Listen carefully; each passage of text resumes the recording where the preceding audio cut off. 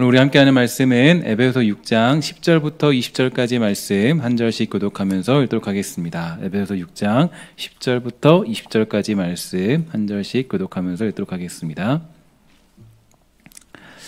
끝으로 너희가 주 안에서와 그 힘의 능력으로 강건하여지고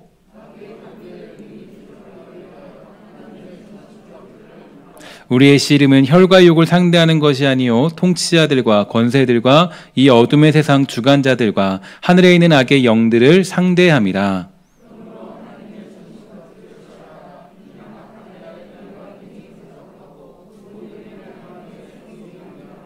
그런즉 서서 진리로 너희 허리띠를 띠고 의의 호심경을 붙이고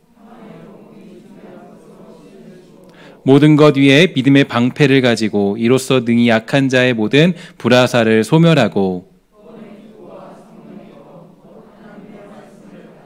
모든 기도와 간구를 하되 항상 성령 안에서 기도하고 이를 위하여 깨어 구하기를 항상 힘쓰며 여러 성도를 위하여 구하라.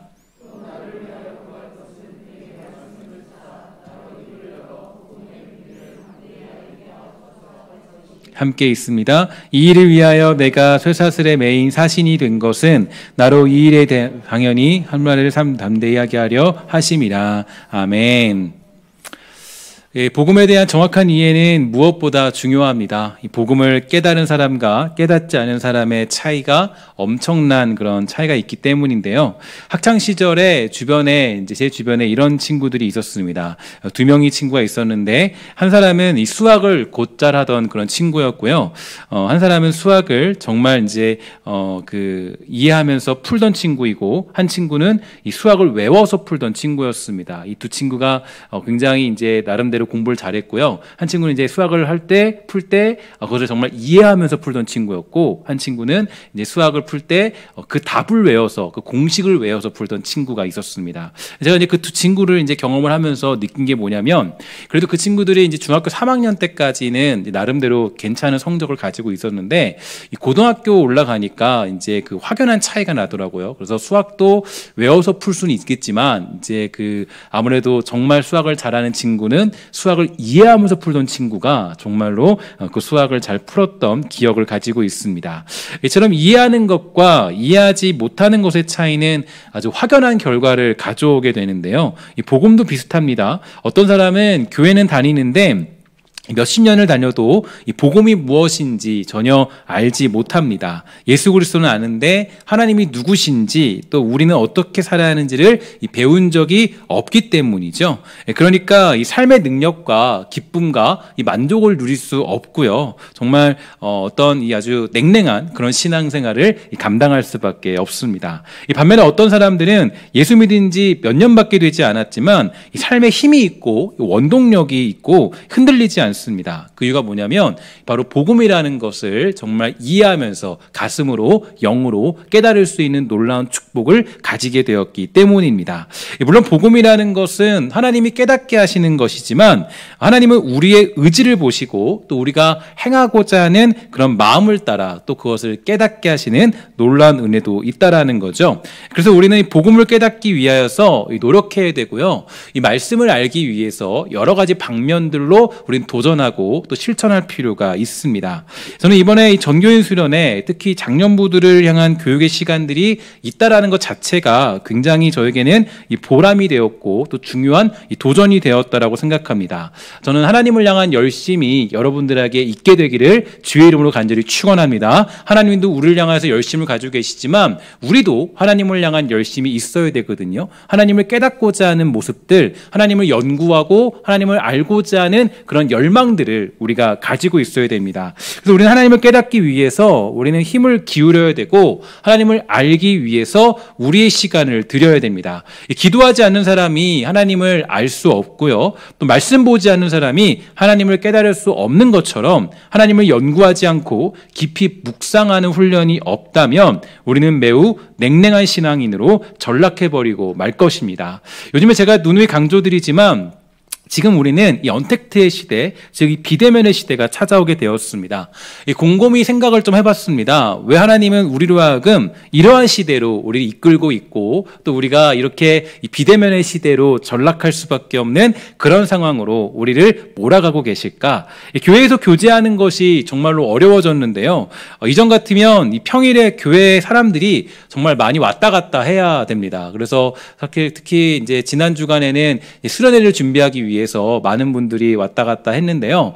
정말 근데 교회가 좀 살아있는 것 같고, 좀 교회에 좀 힘이 있고, 정말 조금 뭔가 이 숨결을 소리만 들어도 행복했던 그런 한 주가 지난 주간이었습니다. 지난주에 그래서 이 어떤 이 수련회를 준비하기 위해서 박스 포장도 하시고, 또 많은 사람들이 와서 또 뭐 이렇게 과자도 넣으시고, 여러 가지 것들을 준비해 주셔서 정말로 행복한 시간이 지난주의 시간이었던 것 같아요. 지금은 어떻죠? 지금은 이 사람 만나는 게 정말 어렵습니다. 평일에 교회에서 누군가를 만나면요, 얼마나 반가운지 몰라요. 그래서 그만큼 이 교회의 중요한 축이 굉장히 무너져 버렸다는 건데요. 그래서 저는 생각을 좀 곰곰해 봤습니다. 하나님이 이 중요한 축을 무너뜨리고 이 새로운 또 축을 세우는 게 어떤 것인가 고민을 곰곰이 해보니까요. 하나님 원하시는 것이 따로 있다라는 그런 결론에 이르게 되었는데요. 지난 주일 저녁에도 우리 전도사님이 아주 바른 설교를 하신 것처럼 이제 떡을 먹으러 오는 교회의 시대는 지났다는 것을 우리 하나님이 선포해 주신 것입니다. 교회는 그동안요, 이 세상의 떡으로만 유지되던 그런 시대였던 것 같아요. 그래서 정말 어떤 우리가 먹고 배부르고 또 우리의 만족을 채우는 그러한 시대를 지나왔다면 이제는 그런 시대가 아니라 이 생명의 떡, 그 양식으로 사는 법을 우리에게 가르쳐 주고 있는 시대가 아닌가 이런 생각을 하게 되었습니다. 여러분, 이러한 시대를 지날 때 하나님의 의도를 여러분 잘 깨달으셔야 돼요. 제가 2부 예배 때도 그런 설명을 드렸는데 언제나 이 시대나 어떤 상황과 역사 속에는 하나님의 메시지가 담겨져 있습니다. 그래서 칼바르타라는 신학자는 얘기하기를 한 손에는 성경을 들라 그랬고 한 손에는 신문을 들라 그랬어요. 그러니까 이 두 가지가 함께 우리에게 하나님이 주는 메시지다. 그러니까 이 메시지를 잊지 말고 내가 하나님이 주시는 뜻이 무엇인가를 분별할 줄 아는 능력이 필요합니다. 하나님이 우리에게 요구하시는 것은 하나님을 깨닫고 하나님과 교제하는 걸 원하시지, 그래서 이제 교회가 동호회가 되는 것처럼 가는 것을 절대로 원하지 않으십니다. 그래서 교회는 계속적으로 그러한 일들을 하도록 가르쳐야 되고요. 양육하는 일에 힘써야 되겠죠. 그러든지 몰라도요. 이번에 이제 수련회를 준비하면서 지난번에 하나님께서 주신 생각이 떠올랐어요. 이 정으로 하는 목회하지 말고 깨닫게 하는 목회를 감당해라. 저에게 주신 메시지였습니다. 그럼 이것이 저에게 또 우리 사랑하는 이 시대 속에서 살아가는 그리스도인들에게 주는 아주 강력한 메시지라고 생각합니다. 우리는 이러한 시대와 역사 속에서 주어지는 하나님의 음성에 귀 기울일 줄 아는 그런 영적인 민감함이 필요할 때입니다. 자꾸 하나님과 교제하는 습관을 가지셔야 돼요. 그래서 여러분, 저는 사실 이번 2주간에 이제 어떤 그런 집행 명령이 떨어지지 않았습니까? 제 마음속으로는 그런 생각이 들었어요. 하나님이 침묵하라는 침묵의 시간이구나. 이 침묵의 시간들이 필요하거든요. 그 침묵하는 이 시간 통해서 하나님이 어떤 분인가를 깨닫는 그런 시간들이 필요하구나. 그래서 자꾸 하나님과 여러분 교제하는 습관을 가지셔야 돼요. 주의 얼굴을 여러분의 삶 속에서 보고자 하는 마음을 가지셔야 됩니다. 저는 그래서 이번에 2학기 때부터요, 이제 두 가지 훈련을 온라인으로 함께 가지려고 해요. 첫 번째는 아직 가칭이지만 일단 프로젝트는 죽어라 성경 읽기 이런 프로젝트, 또 한 가지는 신앙의 위인들 만나기 이런 프로젝트를 온라인으로 진행을 하려고 계획 중에 있습니다. 진행할 때 여러분의 많은 참여와 감신도 부탁드리고요. 누누이 말씀드리지만 여러분, 하나님이 누구신지 여러분이 답할 줄 알아야 돼요. 하나님이 누구신지 얘기해도 우리가 모르고 있다면, 설명할 줄 모른다면 그것처럼 안타까운 일이 어디 있겠습니까? 여러분의 남편을 설명하려고 그러면요, 굉장히 잘 설명할 수 있을 거예요. 내 아내는 어떤 사람이에요? 내 아내는 어떤 사람이고 내 남편은 이런 분이에요? 설명할 수 있을 거예요. 근데 만약에 나와 정말로 이 나를 구원하신 예수 그리스도를 설명할 줄 모른다면 하나님의 섭리와 뜻과 그분의 계획을 우리가 고백하고 말할 줄 모른다면 이것처럼 부끄러운 모습도 아마 없을 겁니다. 저는 여러분들이 정말 그러한 사명을 받은 그런 시대적인 사람들이고, 저는 그런 목회자이고, 우리 교회가 그렇게 성장해야 될 필요가 있다라는 그런 역사적인 기점에 있다라고 생각합니다. 그래서인지 몰라도요, 이번에 이 수련회를 준비하고 택배를 다 발송했습니다. 수요일 날 다 발송했는데, 물론 미흡한 것들도 있고 부족한 것도 있겠죠. 그런데 어쨌든 간에 목요일 새벽에 이제 앉아서 이제 그 수련회를 이제 다 보내고 나서 그렇게 마치고 수련회를 위해 기도하는데요. 앉자마자 그 얼마나 그 많은 눈물이 흘렸는지 몰라요. 그러니까 그냥 뭐 어떤 도전이었던 것 같아요. 그러니까 도전이었고, 여러분들이 정말 우리 모두가 함께 정말 그 하나님의 말씀을 깨닫고자 하는 도전의 시간인 것 같아요. 사실 이 목회자에게는요, 이 새로운 시대를 준비하고 새로운 시도를 한다는 것 자체가 얼마나 두렵고 떨리는지 모르겠습니다. 지금은 모든 것이 새로운 시대입니다. 저와 사역자들은요, 이제 새로운 시대에 돌입하고 있고, 여러분들도 마찬가지죠. 이 성도들도 새로운 시대에 돌입하고 있고, 새로운 신앙으로 여러분들을 정립하셔야 됩니다.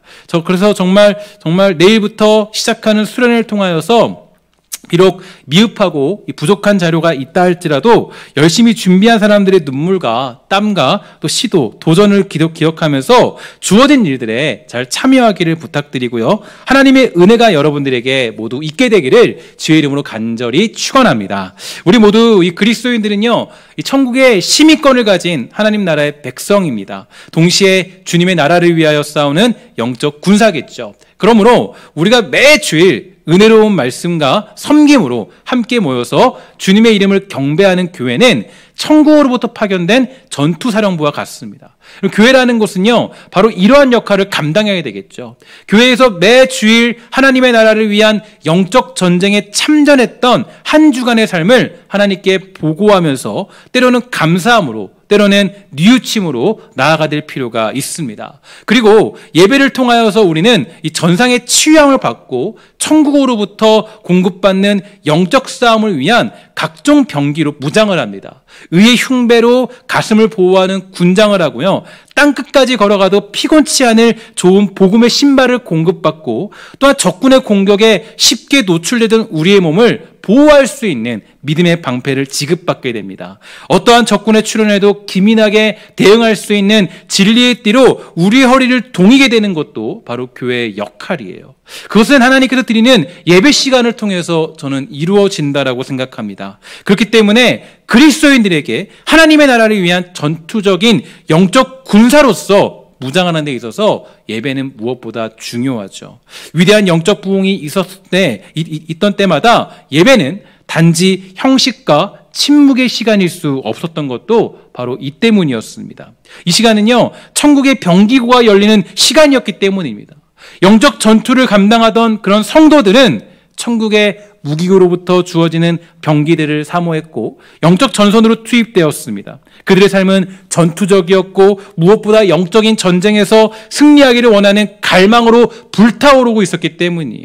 여러분, 그렇기 때문에 예배를 사모하는 사람들의 특징은 어디 있겠습니까? 우리가 예배를 사모하는 사람들의 특징, 그 사람들은요, 바로 영적인 전쟁이 일주일 동안 치열했던 사람들입니다. 한 주 동안 예수 믿는 사람으로 살기 위해서 발버둥 치면서 영적인 전투의 흔적을 가진 사람들은 예배를 사모하면서 주의 말씀을 사모하게 되는 것이죠. 오늘 저는 우리 모두가 이러한 성도가 되기를 주의 이름으로 간절히 부탁을 드리겠습니다. 여러분, 정말 영적 전투가 있어서 영적 전투의 그 치열함 속에서 하나님의 예배를 사모할 줄 아는 그런 믿음의 백성 다 되시기를 주의 이름으로 간절히 축원합니다. 정말 그래서 우리가 이 땅을 살아갈 때 우리 모두가 정말 교회 나와도 그만, 안 나와도 그만이 아니라 교회 나와 예배하는 것, 일주일에 한 번이라도 온라인으로 예배하는 그 순간이 에나꼬레와 같은 기쁨의 생명수가 되기를 간절히 소망합니다. 그런 면에서 오늘 우리는 구원의 투구를 보고 있습니다. 구원의 투구가 무엇인지에 대해서 사실 여러 방면으로 많은 생각들을 하게 되었어요. 많은 연구를 해보았습니다. 이런 설교도 들어보고 저런 설교도 들어봤습니다. 또 저런 책들도 찾아봤어요. 그러나 저에게 썩 찾아오는 감동이 없어서 고민하고 있는 가운데 저에게 찾아온 메시지가 한 가지 있었는데요. 바로 악한 자는 우리가 구원받은 자라는 것을 쉽게 잊어버리게 만든다는 겁니다. 쉽게 말해서 악한 자는 여러 가지 세상의 고민들과 상처와 문제들을 통하여서 우리가 구원받은 백성이라는 사실을 잊어버리게 만든다라는 그런 확신이 들게 되었습니다. 특히 우리들의 삶과 밀접한 상황을 아주 뭉개버려서 그 사실을 잊어버리게 만드는데, 제가 오늘 말하고 싶은 가장 큰 공격은 바로 가정의 공격인 것 같아요. 가정의 문제입니다. 가정이라는 것이야말로 이 땅을 살아가는데 가장 뗄래야 뗄 수 없는 우리의 환경이겠죠. 누구나 한 가정에서 태어나고요, 누구나 한 가정에서 존재합니다. 가정에 대한 여러 가지 정의가 존재하지만 어쨌든지 간에 그 가정에서는요, 우리는 살아가고 그 가정에서 우리의 가치관과 세계관을 정립하게 되어 있습니다.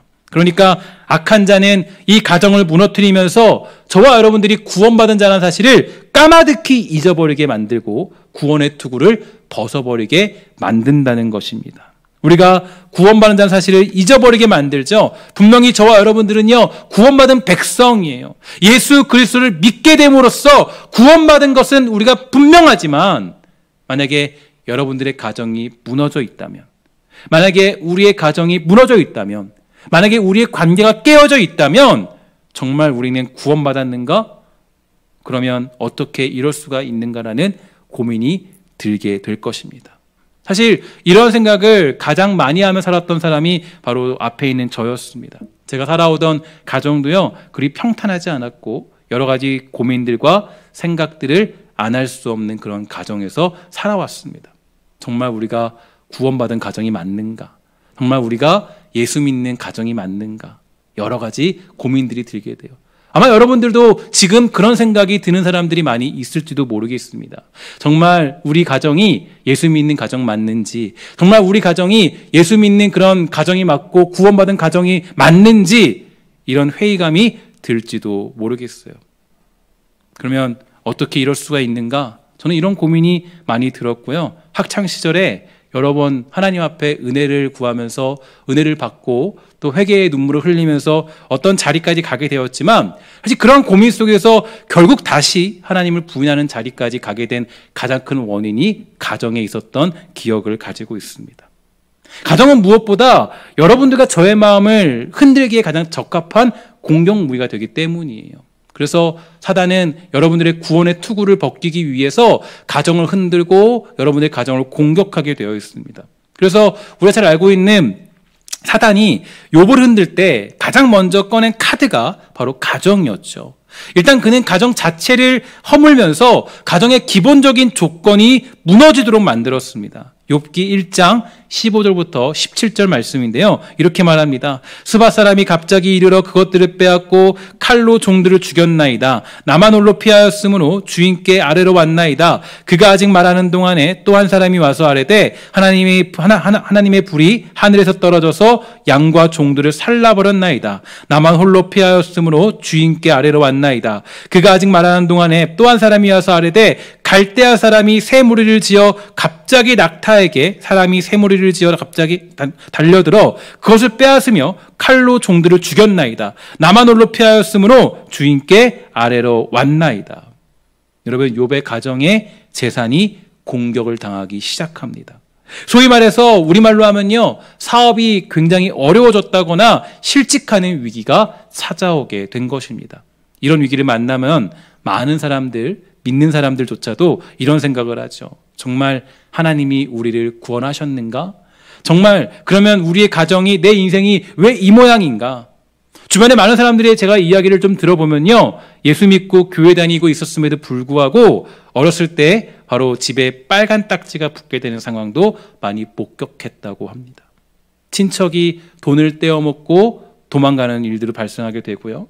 경제적인 여러 가지 위기들을 경험해서 가정이 혼란스러웠다는 이야기를 정말로 많이 들을 수 있었습니다. 이게 구원받은 우리들에게 벌어지는 일들이라는 거예요. 이런 상황에 돌입하면 구원에 대한 의심이 들 수밖에 없겠죠. 구원받았으면 이런 일 정도는 뛰어넘어야 되는 거 아닌가라고 생각하지만, 만약에 정말 구원받았음에도 불구하고 가정의 기본인 경제적인 조건이 깨어져 버리니까 이 구원의 투구를 벗어버리고 싶은 욕망이 생겨나게 되는 것입니다. 뿐만 아니에요. 사단은 욥의 가정을 공격하면서 이 다음과 같은 방법을 사용합니다. 18절과 19절인데요. 그가 아직 말하는 동안에 또 한 사람이 와서 아뢰되 주인의 자녀들이 그들의 마다들의 집에서 음식을 먹으며 포도주를 마시는데 거친들에서 큰 바람이 와서 집 내 모퉁이를 치매 그 청년들 위에 무너짐으로 그들이 죽었나이다. 나만 홀로 피하였으므로 주인께 아래로 왔나이다 한지라. 여러분 잘 보십시오. 심지어 자녀들이 죽어버렸습니다. 자녀들이 죽었다고 얘기하지만 물론 우리에게 드물게 벌어지는 상황이겠죠. 하지만 이것을 조금 다른 식으로 풀어낸다면 자녀들의 문제가 많이 벌어지고 있는 상황을 이야기하고 있는 겁니다. 분명히 나도 구원받았고 자녀도 구원받았음에 확실한데 왜 그들에게 문제가 벌어지고 있는 걸까요? 우리 가정은 정말로 구원받은 가정인데 여러분 자녀를 볼 때 어떻습니까? 정말 우리 아이가 하나님 예수 믿는 아이 맞습니까? 이런 생각이 들 때도 많이 있죠.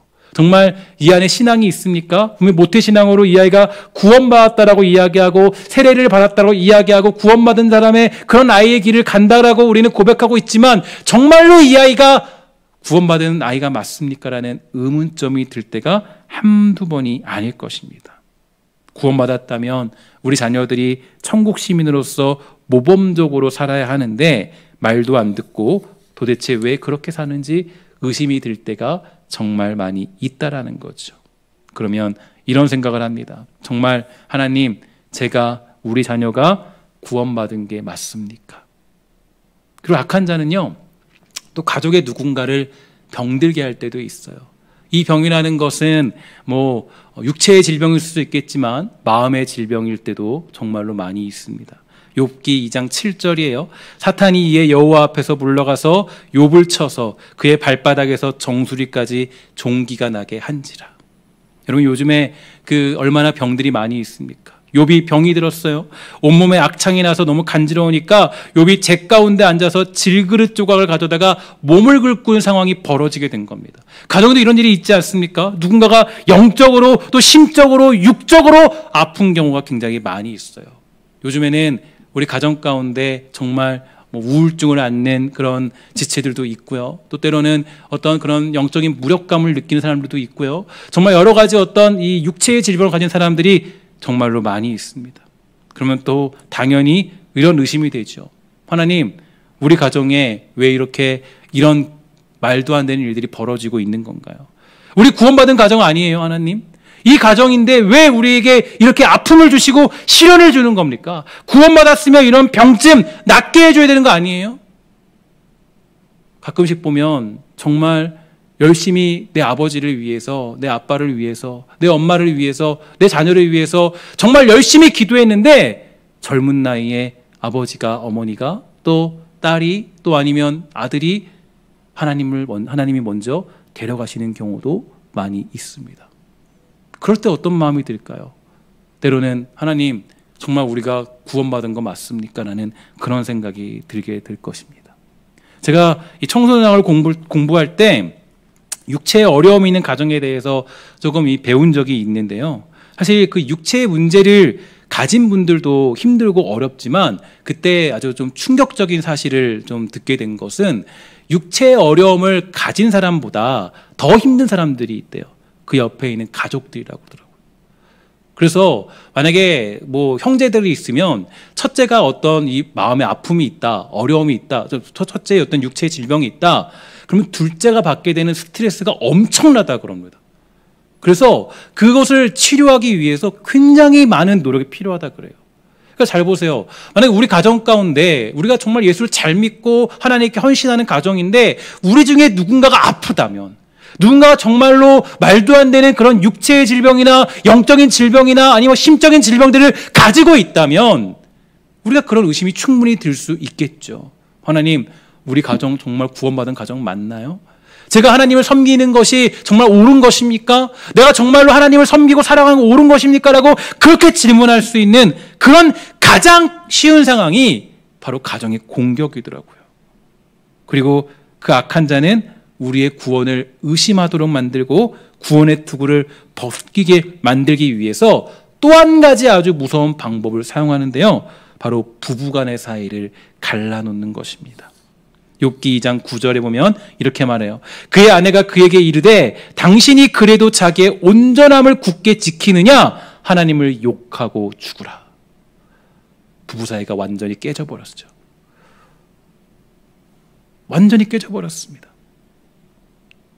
사실 가정에서 어떤 어려움이 있어도 서로 관계가 원만하다면, 그 부부 관계가 원만하다면 어떤 어려움도 이겨낼 수 있고 구원의 투구를 쓰고 믿음의 생활을 감당할 수 있지만, 부부 간의 관계가 깨지거나 부모 자식 간의 관계가 깨지거나 아니면 친척이나 이런 사람과의 관계가 무너지면 정말로 그때는 믿음에 대한 회의감이 들 수밖에 없는 것입니다.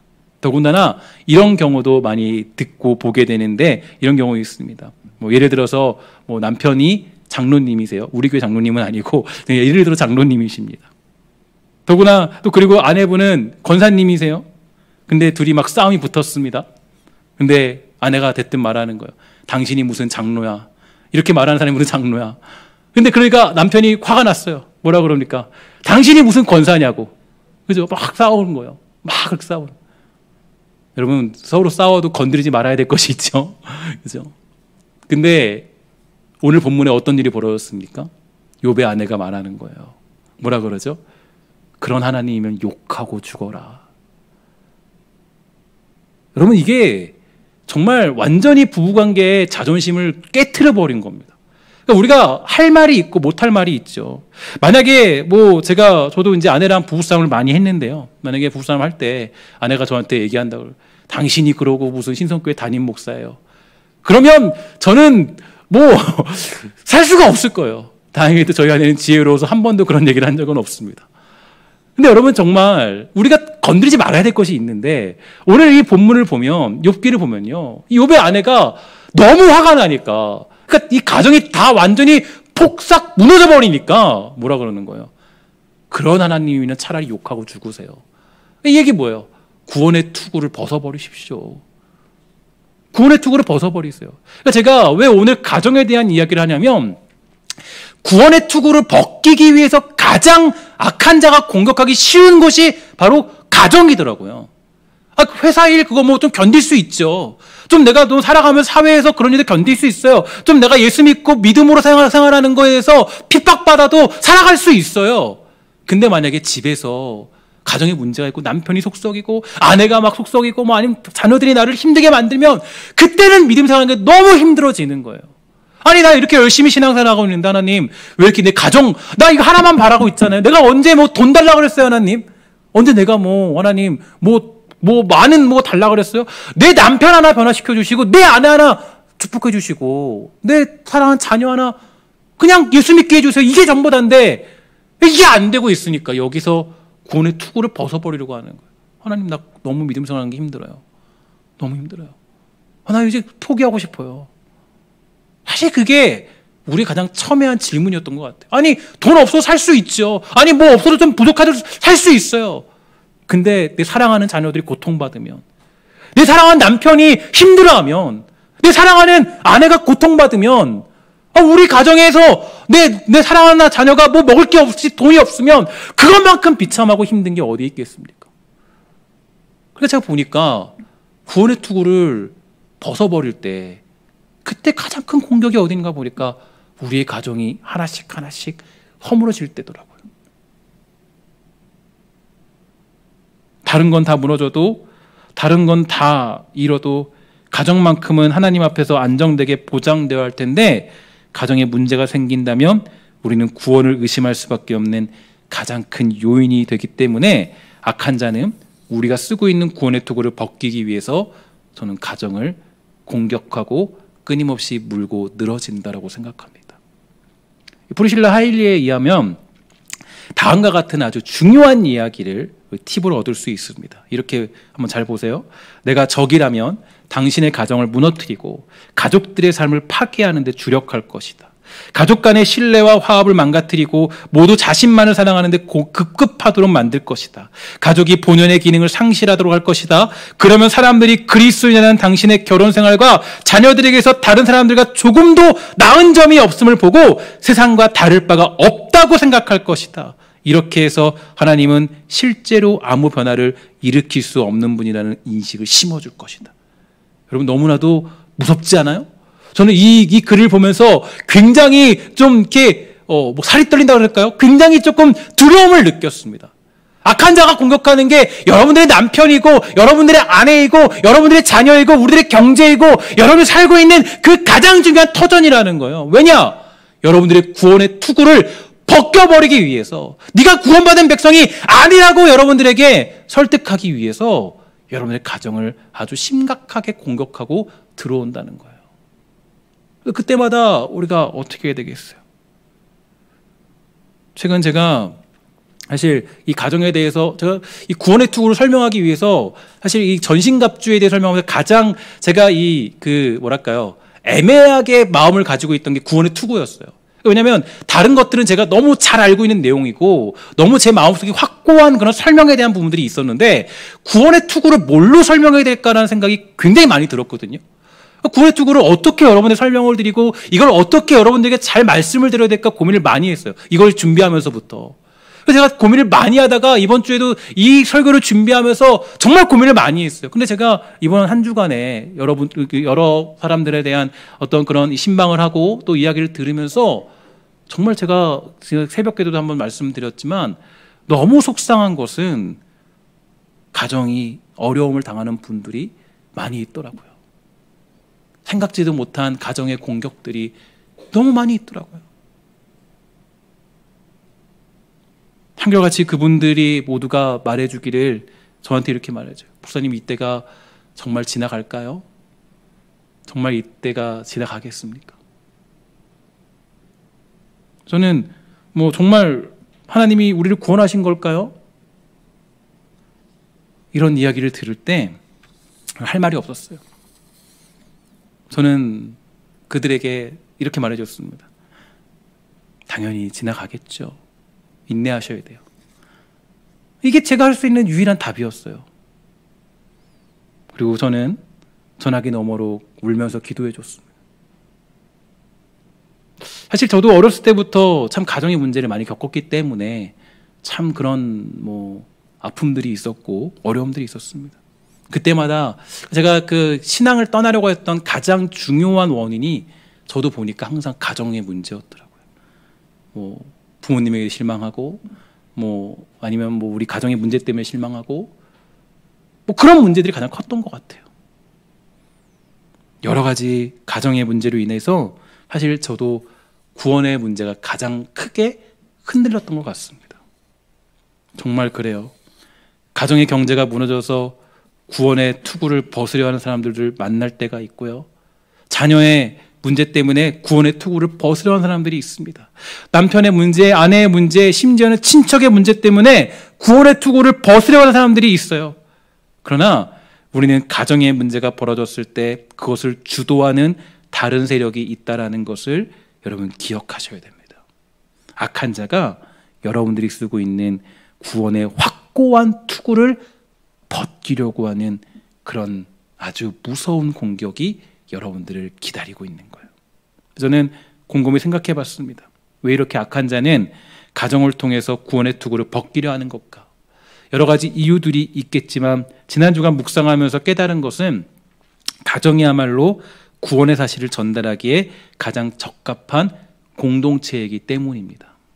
결혼제도라는 것은 하나님이 정하신 것이고 신자와 하나님 자신과의 관계에 대해 세상에 실물 교육을 하는데 그 목적이 있습니다. 두 사람은 각기 삶으로 이 교훈을 알리는데 중요한 역할을 해야 되죠. 그러므로 가정이 무너지면 우리의 신앙이 전수되는데 구원의 사실이 선포되는데 가장 큰 방해를 할 수 있는 상황이 됩니다. 그러니까 악한 자는 이 가정을 무너뜨리는데 집중할 뿐 아니라 그러면서 우리가 쓰고 있는 구원의 투구를 벗기려고 안간힘을 쓰고 있습니다. 제가 이번 휴가 때 아이랑 함께 아이들과 함께 되게 기뻤고 행복했던 일이 하나 있어요. 어떤 거냐면 이제 오랜 시간 동안 차를 타고 다녔는데 5시간 동안 차를 타고 이렇게 다녔는데요. 근데 그렇게 다니면서 아이들이랑 둘이랑 또 우리 아내랑 너무나도 행복했던 시간이 하나 있었습니다. 그러면 이제 함께 찬양을 부르는 시간이었어요. 그러니까 이제 계속 이제 거기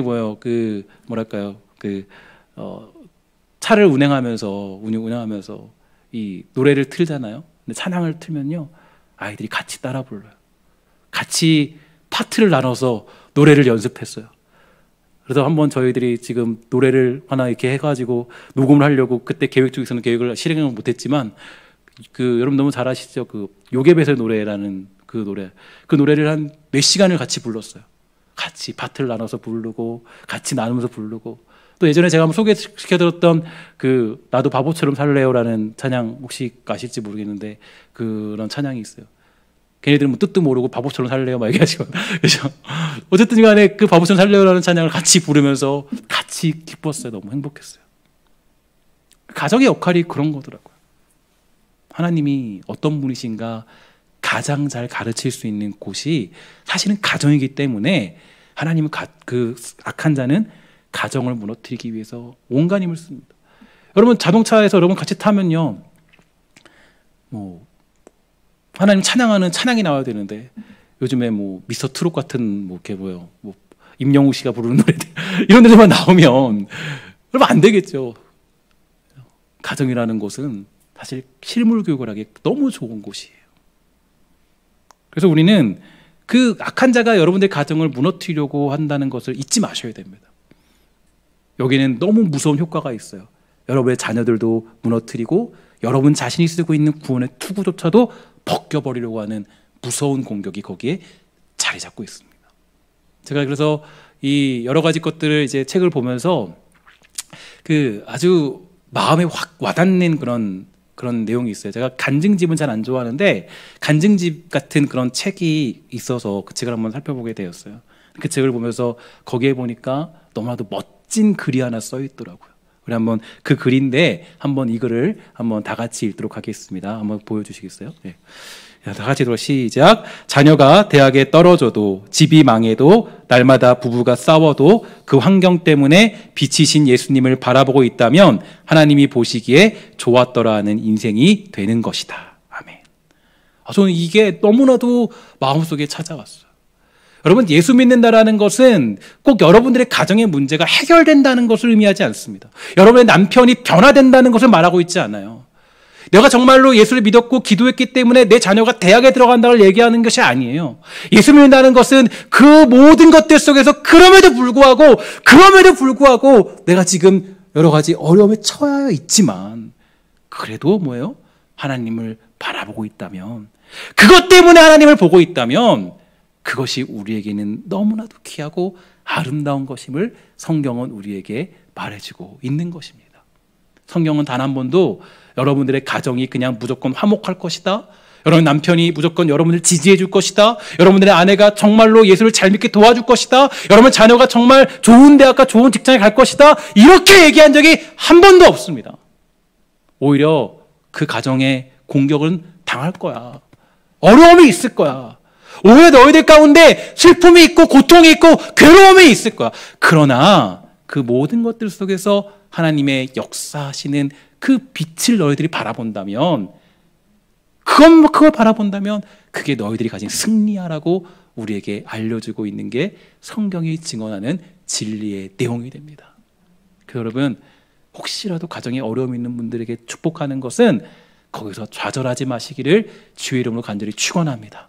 여러분의 원하는 것들이 정말 내 자녀가 힘들어한다 할지라도, 내 남편이 위해서 기도해도 변하지 않는다 할지라도, 여러분 정말 여러분들의 어떤 원하는 가정의 문제들이 해결되지 않는다 할지라도, 그래도 정말 하나님이 살아계심을 믿으시고 정말 여러분들이 그 하나님의 구원이 영원하다는 것을 선포하고 고백하게 되기를 주의 이름으로 간절히 축원합니다.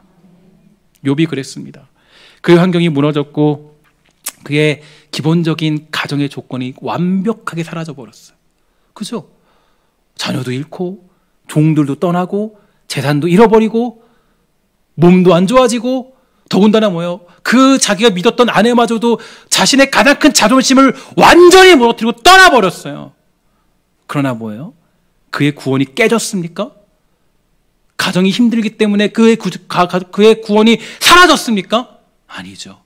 그의 구원은 여전했어요. 저는 여기에 너무 놀라운 그런 인사이트를 얻게 됐습니다. 그럼에도 불구하고 그는 구원받은 자의 길을 걸어갔다라는 거예요. 그에게 하나님이 찾아오셨고 하나님은 그에게 자신을 계시해 주셨어요. 여러분들 가정에 어려움이 찾아오는 이유는 두 가지입니다. 제가 이 두 가지만 설명하고 마치도록 할게요. 첫 번째로 어려움이 찾아오는 이유는 바로 악한 자의 공격 때문이에요. 우리는 그 악한 자의 공격을 막기 위해 기도해야 됩니다. 열심히 말씀을 연구하여서 나의 자녀들, 나의 남편과 아내, 그리고 우리의 가정 경제를 지켜야 돼요. 여러분, 이건 우리가 해야 될 가장 최선의 방법이에요. 여러분들이 그 가정에 세운 것은 파수꾼으로서 그 역할을 감당하고 우리의 사랑하는 자녀들과 사랑하는 남편과 아내를 지키기 위해서, 그들이 신앙생활을 하고 예수를 올바로 믿게 하기 위해서 여러분들을 그 자리에 보내신 거예요. 그래서 우리가 뭘 해야 됩니까? 그들이 구원의 투구를 벗지 않도록 뭘 해줘야 돼요? 바로 우리가 기도해주고 말씀으로 그 모든 것들을 막아줘야 돼요. 우리의 연약한 부분을 치고 들어오는 악한 자의 공격을 예수 그리스도의 지혜로 말미암아 이겨내야 될 줄 믿습니다. 두 번째로는 하나님의 뜻과 계획이 있기 때문이에요. 이게 중요하죠. 이거 참 어려운데 사실 가정에 문제가 생기는 것은 하나님의 허용하심 때문에 가능한 겁니다. 여러분, 그 욥기를 제가 자꾸 예화를 드는데 가장 잘 드러나기 때문이에요. 욥기를 시작할 때 뭐예요? 하나님이 허용해 주시죠. 악한 자가 공격하라고 그럴 때 하나님 허용해 주세요. 그래, 허용해 주세요. 이것은 하나님께서 우리를 이끌고 세우고자 하시는 방향이 있다는 것을 의미합니다. 그러므로 여러분 잊지 마시기 바라요. 특히 가정의 어려움 속에서는 하나님께서 준비하신 복이 있고 그를 견딜 때에 하나님을 더욱더 깊이 깨닫는 역사가 있는 줄 믿습니다. 가정을 통해서 하나님은 우리를 더 큰 복으로 훈련시키시고요, 성숙시키시고요, 사랑을 배우게 하시고 올바른 말을 하게 하시고 하나님의 뜻을 깨닫게 하십니다. 여러분, 그런 하나님의 뜻과 계획이 있다는 것을 잊지 않는 믿음이 되기를 주의 이름으로 간절히 축원합니다. 그러나 제 인간적인 마음과 목회적인 마음으로는요, 진심으로 여러분을 축복하고자 것은 여러분의 가정이 정말로 하나님의 아름다운 그런 손길의 축복이 임하기를 주의 이름으로 간절히 소망합니다. 모든 경제적인 어려움이 해결되기를 주의 이름으로 축원합니다. 관계적인 문제가 해결되고 육체적인 문제가 예수 그리스도의 이름으로 여러분의 가정 가운데 치유가 일어나게 되기를 주의 이름으로 간절히 축원합니다. 그러나 여러분, 이게 중요해요. 혹여라도 그리 아니하실지라도, 혹여라도 여러분 남편이 속썩이고 아내에게 문제가 생기고, 혹여라도 내 자녀에게 어려움이 생기고, 혹여라도 여러분 속상하고 슬프고 괴로운 마음이 들어가는 그런 가정에 처해 있다 할지라도 여러분 구원의 투구를 단단히 쓰시고 영적 전투에 임하시기를 주의 이름으로 부탁을 드리겠습니다. 절대로 구원의 투구를 벗지 마시고요, 벗기려는 자들을 예수의 이름으로 대적하여서 구원의 소망을 하나님께 두어 살아가는 사랑하고 복되고 아름다운 우리 신성의 권석이 다 되기를 주의 이름으로 간절히 축원합니다. 기도하도록 하겠습니다. 하나님, 이 땅을 살아갈 때 하나님, 악한 자는 구원의 투구를 벗기기 위해서 안간힘을 쓰고 있습니다. 우리의 가정을 무너뜨려서 내가 구원받은 자라는 사실을 잊어버리고, 또 하나님 정말 우리의 가정 가운데 구원의 생명의 강물이 흘러가지 못하도록 우리를 방해하고 있습니다. 하나님, 혹여라도 구원에 정말 그런 고민에 있는 처한 사람들, 혹시라도 하나님 가정의 문제 때문에 힘들어하는 지체들이 있다면 그들을 축복하여 주셔서 하나님 단단하게 마음을 붙잡고 그 구원의 길을 걸어갈 수 있는 아름다운 백성이 되도록 주님 그들을 지켜주시고 축복하여 주시옵소서. 하나님, 혹여라도 가정에 문제가 있어서 어려움에 처한 사람들이 있다면 그들에게 단단하고 굳건한 믿음을 주셔서 그 구원의 투구를 쓰고 영적 전쟁에 임할 수 있도록 주님 지혜와 능력을 베풀어 주시옵소서. 모든 말씀 예수님의 이름으로 간절히 기도합니다. 아멘.